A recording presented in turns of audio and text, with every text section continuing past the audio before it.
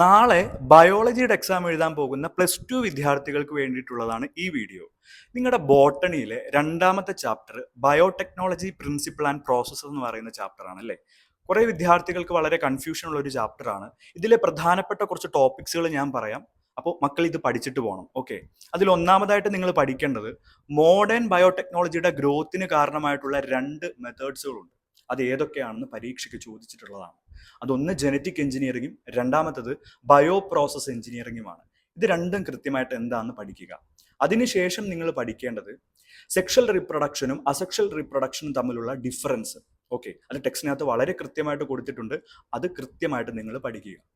മൂന്നാമതായിട്ട് നിങ്ങൾ പഠിക്കേണ്ടത് ജനറ്റിക് എഞ്ചിനീയറിംഗിലെ പ്രധാനപ്പെട്ട ടെക്നിക്സുകൾ ഏതൊക്കെയാണ്, പ്രധാനപ്പെട്ട മെത്തേഡ്സുകൾ ഏതൊക്കെയാണ് എന്നുള്ളത് പരീക്ഷയ്ക്ക് ഇങ്ങനെ തന്നെ പരീക്ഷയ്ക്ക് ചോദിക്കും. 3 ടെക്നിക്സുകളാണുള്ളത്. ഒന്നാമത്തത് ക്രിയേഷൻ ഓഫ് റീകോമിനന്റ് DNA, രണ്ടാമത്തത് ജീൻ ക്ലോണിംഗ്, മൂന്നാമത്തത് ജീൻ ട്രാൻസ്ഫർ. അപ്പൊ ഈ പേര് മാത്രം എഴുതാൻ വേണ്ടിയിട്ട് കൂടി നിങ്ങൾക്ക് പരീക്ഷയ്ക്ക് ചോദിക്കും.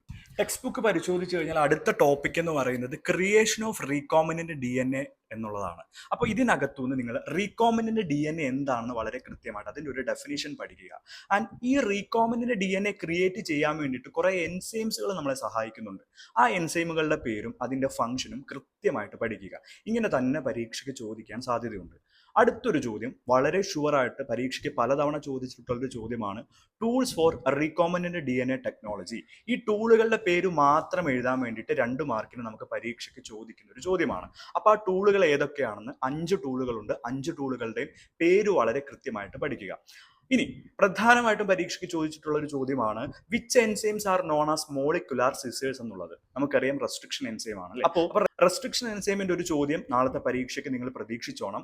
ആൻഡ് അത് കൂടാതെ റെസ്ട്രിക്ഷൻ എൻസൈമുകൾക്ക് എക്സാമ്പിൾ കൂടി പഠിക്കുക. ഇനി അതിനകത്ത് വരുന്ന മറ്റൊരു ടോപ്പിക്കാണ് എക്സോന്യൂക്ലിയസ് ആൻഡ് എൻഡോന്യൂക്ലിയസ് എന്ന് പറയുന്ന എൻസൈമുകൾ.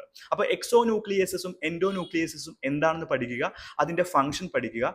ഫസ്റ്റ് ഐസൊലേറ്റ് ചെയ്തെടുത്തിട്ടുള്ള റെസ്ട്രിക്ഷൻ എൻഡോന്യൂക്ലിയസ് എൻസൈം ഏതാണെന്ന് പരീക്ഷയ്ക്ക് ചോദിച്ചിട്ടുള്ളതാണ്. അതിന്റെ ഉത്തരം ഹിന്ദ് 2 ആണ്. അപ്പോൾ ഇതുകൂടി നിങ്ങൾ ഓർത്തു വെക്കുക. ഇനി മറ്റ് പ്രധാനപ്പെട്ട ക്വസ്റ്റ്യൻസുകൾ നമ്മൾ അടുത്തൊരു പാർട്ടായിട്ട് നമ്മൾ അപ്ലോഡ് ചെയ്യുന്നതാണ്. അപ്പോൾ ഈ വീഡിയോ നിങ്ങളുടെ മാക്സിമം ഫ്രണ്ട്സിലേക്ക് ഷെയർ ചെയ്യുക. അടുത്ത പാർട്ട് കൂടി കയറി കണ്ട് ആ ക്വസ്റ്റ്യൻസ് എല്ലാം കൃത്യമായിട്ട് പഠിക്കാൻ വേണ്ടിയിട്ട് ശ്രമിക്കുക.